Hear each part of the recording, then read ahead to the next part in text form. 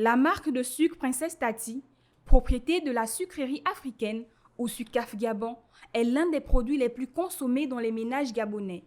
Cependant, l'indice de la transformation du sucre au Gabon s'est par exemple fortement dégradé au cours des 2 derniers trimestres de 2023, de l'ordre de moins 52,4%, comme le montrent les dernières évolutions du secteur.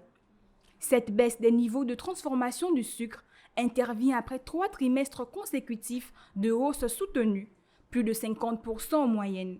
La difficulté de transporter les produits pareils n'est pas étrangère à cet état de fait. En termes de volume de production, elle a augmenté de près de 10% par rapport au trimestre précédent, pour atteindre un peu plus de 23 tonnes à fin décembre 2023. Il en a été de même pour les importations de sucre, qui s'élevaient à 7,56 tonnes à fin décembre 2023, soit une augmentation d'environ 24% par rapport à l'année précédente. Des données qui témoignent de la faiblesse de la structure de production locale dans la région.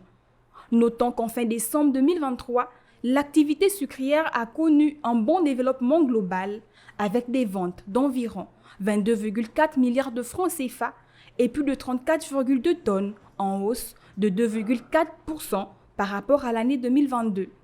Le seul inconvénient est que la SUCAF, principal sinon unique producteur de sucre au niveau local, n'arrive pas à couvrir toute l'étendue du territoire gabonais sans interruption. Ces usines étant situées dans la province du Haut-Ogooué, à plus de 740 km de la capitale.